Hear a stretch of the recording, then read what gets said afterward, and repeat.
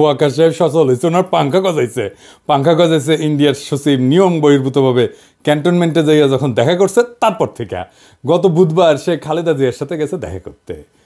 আমি যে প্রথম থেকে বলে আসতেছি যে এই ওয়াকার এটা ইন্ডিয়ান মাল, যখন বলেছি সিসির মতো একটা প্রো ইন্ডিয়ান সরকার বসাইতে চায় তখন সবাই আরে রে রে করে উঠছিল, এমন ভাব সবাই তখন ওয়াকার লীগ হয়ে উঠছিল, নতুন জাতির পিতা হয়ে উঠছিল ওয়াকার।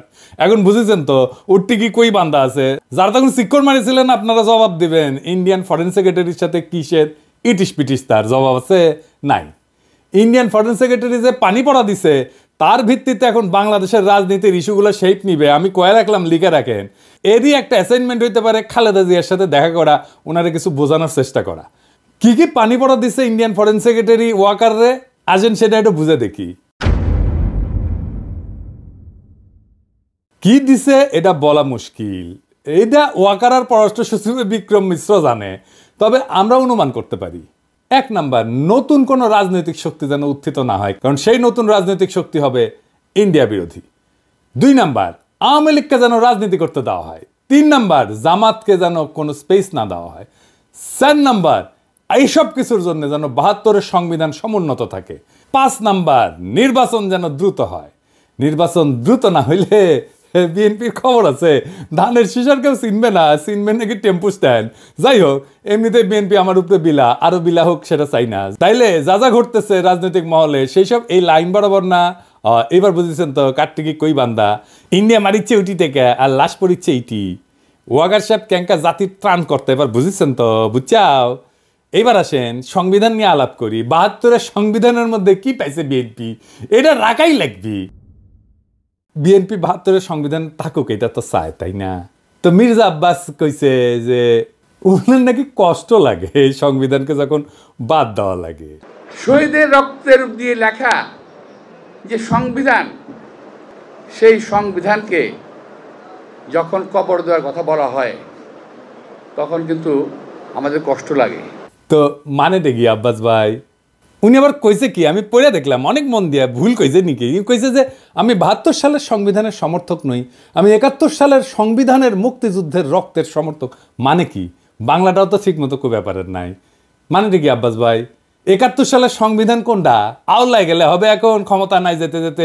আরো কইছে যে মুক্তিযুদ্ধ হয়েছিল বলে এই সংবিধান, ওই সংবিধানে যদি খারাপ কিছু থাকে নিশ্চয়ই সেটা বাতিলযোগ্য।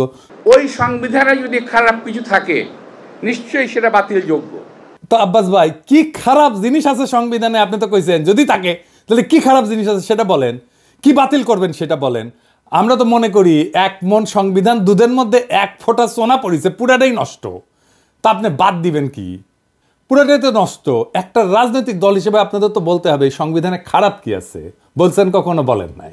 ওইটুকু কাজ তো করবেন না। ওই কাজ করার না আছে হ্যাডম, না আছে ইচ্ছা। সংবিধান সম্পর্কে আপনাদের ক্রিটিক্যাল পজিশন কি? নাই তো। তাই আপনারা এটা বদলাবেন না। অবশ্য ক্ষমতা গেলে বদলানোর মতো সংখ্যাগরিষ্ঠতা আপনাদের থাকবে না, লিখে রাখেন, কয়ে দিলাম আজকে। না না, আমাদের বদ্ধ আপনার আর কি, আপনারা প্রত্যেকদিন নিশ্চিত করিচ্ছেন যে আপনাদের ভোট কমে। আপনাদের ভোটের মুরগি আপনি লেজে কাটবেন না গলায় কাটবেন সেটা আপনাদের ব্যাপার, কিন্তু আপনাদের বলতে হবে আপনারা কি বদলাবেন সংবিধানের। না বললে নির্বাচনে যাইতে পারবেন না।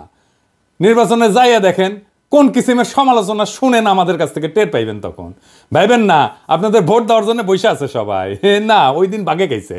কেন আপনাদের ভোট ব্যাংক বাগে খাইতেছে সেটা আমি আলাপ করবনি, দেখাই দিমুনি কেন আপনার ভোট ব্যাংক বাগে খাইতেছে। খুব মনে করেন যে মার্কা দেখে চাপ্পা দিবে, ওই দিন গেছে। আজ আমার আলাপ শুধু সংবিধান নিয়ে। আবার রিজিভ ভাই কইছে যে সংবিধান বাতিল মানে নাকি মুক্তিযুদ্ধকে অস্বীকার করা। উনি কাইন্দে শেষ মুজিবের ছবি কেন নামানো হয়েছে দেখেন। শেখ মুজিবের ছবি নামানোটা উচিত হয়নি। খন্দকার মোস্তাক নামিয়েছিলেন, জিয়াউর রহমান তুলেছিলেন। ইতিহাস আপনার নির্ধারণ করবে, বিচার করবে। তো সেই বিচারের ভার থাকলো, জনগণ বিচার করবে।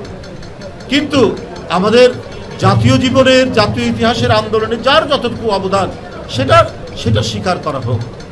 আমরা আওয়ামী লীগের মতো সংকীর্ণ নই, আমরা ছোট মনের প্রচার দেব না। এই জন্যই বলছি শেখ মুজিবের ছবি নামানোটা উচিত হয়নি। তো বাঘের পিছে যেমন ফেউ থাকে না, তেমনি বাংলাদেশের সরকারি দলের পিছে একটা গৃহপালিত বিরোধী দল থাকে। এটা এরশাদ শুরু করেছিল। এরশাদের ছিল আসাম রব, হাসিনার ছিল জাতীয় পার্টি, আর ক্ষমতায় যাইতে না যাইতে গৃহপালিত বিরোধী দল ইলেক্ট করে ফেলছে ওই বিএনপি নূর সাকি এদেরকে দিয়া এদের নমিনেশন আগেই কনফার্ম করেছে। দেখেন নিজের দলের নমিনেশনের খবর নাই, ওই জোট সঙ্গীর নমিনেশন কনফার্ম করেছে 6 নেতার। হ্যাঁ, তো এই গৃহপালিত বিরোধী দলের এক নেতা নূর অলরেডি আওয়াজ দিতেছে তারা 72-এর সংবিধান বাতিল চায় না। বাকিরাও কবে একটু ওয়েট করেন, এই 6 ক্যান্ডিডেটের জামানত বাজেয়াপ্ত হওয়ার চান্স আছে কলে। আমি কয়ে দিলাম, এখনই কয়ে দিলাম, বুঝছাও। আর যদি বঞ্চিত ক্যান্ডিডেট বিএনপির যদি বঞ্চিত ক্যান্ডিডেট থাকবি না ওটি ও যদি নাগরিক কমিটি বা জামাত ক্যান্ডিডেট করে তাহলে এই 6 জনের এমপি হওয়ার কায়েসের কলে সারা। যাই হোক, আজকে আমার আলাপ বাংলাদেশের ধ্বজভঙ্গ সংবিধান নিয়ে। ওই আলাপ পরে আসলে বিএনপি সংবিধান ঠিক মতো পড়িছে আমার সন্দেহ আছে। আসেন না দেখি কি সংবিধানের মধ্যে কি আছে, কি ঢুকে রাখিছে। 1956 সালে পাকিস্তানের সংবিধানের একটা আলোচনা হইতেছিল, সেইখানে যেই সমস্ত ধারার সমালোচনা করেছিল আওয়ামী লীগ সেগুলো 72-এর সংবিধানে ঢুকে দিছে। কেন আওয়ামী লীগ তখন সমালোচনা করেছিল? কেন? কারণ ওই শাসনতন্ত্রটা তৈরি করা হয়েছিল আইয়ুব খানকে সামনে রেখা। আইয়ুব খান যেন একটা এক নায়ক হইয়া উঠতে পারে, সেটা সব কিছু ওই শাসনতন্ত্রে ছিল পাকিস্তানের। তো পরে যখন বাংলাদেশ এলো তখন যে থাকবে ক্ষমতায় সে যেন এক নায়ক হইয়া উঠতে পারে, সেজন্য যা যা কিছু ছিল আইয়ুব খান ঢুকাইছিল, সব কিছু ঢুকাইছে। পাকিস্তানের ওই শাসনতন্ত্রে যে যে ক্ষমতা দেওয়া হয়েছিল না আইয়ুব খানকে, বাংলাদেশের এই 72-এর সংবিধানে প্রধানমন্ত্রীকে সে একই রকম ক্ষমতা দেওয়া হয়েছে। আপনি তো জানেন যে এমপি ইলেকশন হয়ে আসে 300টা সিট থেকে, কিন্তু এই এমপি কি কেন স্বাধীনভাবে কোনো আলাপ করতে পারে, সিদ্ধান্ত নিতে পারে, মতামত দিতে পারে না? দলের ডিসিশনের বাইরে গেলে সদস্যপদ বাতিল হয়ে যায়। মানে হাসিনা যেটা চাইবে বা সংসদের নেতা যেটা চাইবে বা ভবিষ্যৎ দলের নেতা যেটা চাইবে সেখানে এমপিদের ভোট দিতে হবে। তাহলে আলাদা আলাদা এমপি থেকে লাভ কি, তাই না? দলের সিদ্ধান্তের বাইরে যদি ভোটই দিতে না পারে তাহলে আলাদা আলাদা ভোট করার তো দরকার নাই। 300 জন আলাদা লোকের তো দরকার নেই, একজন থাকলেই হয়তো, তাই না? এই সংবিধানে মিশামিশি মেলা কথা লেখা আছে, কথা দিয়ে ভরে রেখেছে আর কি। লিখেছে প্রজাতন্ত্রের সকল ক্ষমতার মালিক নাকি জনগণ। বাপরে, তার মানে আমি আপনি জনগণ, তা আপনি মালিক তো, তাই না? হ্যাঁ, তো লিখেছে কি? লিখেছে প্রজাতন্ত্রের সকল ক্ষমতার মালিক জনগণ। এটা দিয়া কিন্তু শেষ না, এরপরে বাক্যটা একটা সেমিকলন চিহ্ন দিয়া আবার ঘোষণা করছে যে এই ক্ষমতা কেবল সংবিধানের অধীনে ও কর্তৃত্বে কার্যকর হইবে। তাহলে প্রশ্ন যেটা স্বাভাবিকভাবে আসে সেটা হইতেছে যে সংবিধান জনগণের যে ক্ষমতা, এটা কাদের, কিভাবে প্রয়োগের দায়িত্বটা দিছে কাকে? এই ক্ষমতা কেবল সংবিধানের অধীনে ও কর্তৃত্বে কার্যকর হবে। তার মানে কি? তার মানে এই ক্ষমতাটা প্রয়োগের দায়িত্ব কারে দিছে, বুঝছেন? এই ক্ষমতা প্রয়োগের মালিক হইতেছে প্রধানমন্ত্রী। আপনি মালিক কিন্তু প্রয়োগ করবে প্রধানমন্ত্রী, মানে বুঝেছেন তো? মালিক আপনি কিন্তু মালিকের ক্ষমতা প্রধানমন্ত্রী। তো এই কাগজের মালিক হওয়া কাম কি, লাভ কি? বাড়ির মালিক আপনি কিন্তু এই বাড়ির থেকে পাশের বাড়ির মুখলেস, তো এই বাড়ি থেকে আপনার লাভ কি? ভোট দেওয়ার অধিকার ছাড়া ক্ষমতা প্রয়োগের কোনো বিধান এই সংবিধানে কোথাও আপনি খুঁজে পাবেন না। তাও এই সামান্য অধিকারটাও কেড়ে নেওয়া হয়। তার ফলে সংবিধানে যাই লেখা থাকুক, মালিক বলুক যাই করুক, জনগণ আখেরে দাস হইয়া যায় রাজনৈতিক দলের। এবার আসেন রাষ্ট্রপতির ভূমিকা নিয়ে কথা বলি। সংবিধানে যে রাষ্ট্রপতি বিষয়ক অনুচ্ছেদ আছে না, ওইখানে বলা আছে যে কেবল প্রধানমন্ত্রী নিয়োগের ক্ষেত্র ব্যতীত রাষ্ট্রপতি অন্য সকল দায়িত্ব পালনে প্রধানমন্ত্রীর পরামর্শ অনুযায়ী কার্য করিবেন। তবে শর্ত থাকে যে প্রধানমন্ত্রী রাষ্ট্রপতিকে আদৌ কোনো পরামর্শ দান করিয়াছেন কিনা, এবং করিয়া থাকলে কি পরামর্শ দান করিয়াছেন, কোনো আদালত সেই সম্পর্কে কোনো প্রশ্নের তদন্ত করিতে পারিবে না।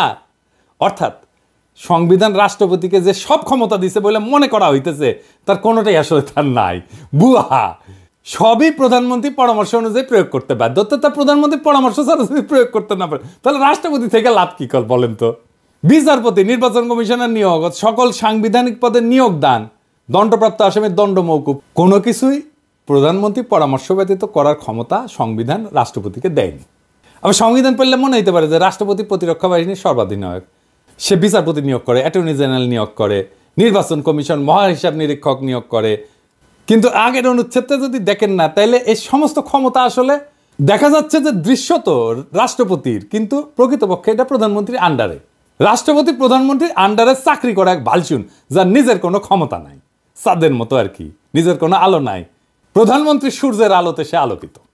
তো সংবিধান অনুসারে বলছে যে রাষ্ট্রপতির আছে প্রধানমন্ত্রী নিয়োগের ক্ষমতা, কিন্তু এবার বলাও আছে যে সংসদের সংখ্যাগরিষ্ঠ সদস্যের আস্থাভাজন বলে রাষ্ট্রপতির নিয়োগ প্রতীয়মান হইতে হবে। তার মানে রাষ্ট্রপতি তাকেই প্রধানমন্ত্রী নিয়োগ করবে যে সংসদে সংখ্যাগরিষ্ঠ, তার মানে তার রাষ্ট্রপতি তো আসলে কোনো ক্ষমতা নাই। প্রকৃত অর্থে প্রধানমন্ত্রী নিয়োগের ক্ষমতাও তার না। এটা হলো সংখ্যাগরিষ্ঠ সংসদ সদস্যের ক্ষমতা।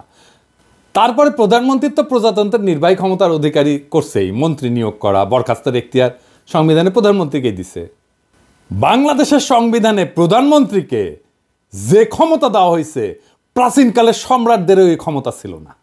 আচ্ছা, এবার আসেন, পৃথিবীর সব দেশে ইমপিচ করা যায় রাষ্ট্রপ্রধানকে, তাই না? সংবিধান অনুসারে প্রধানমন্ত্রীকে কি ইমপিচ করা যায়?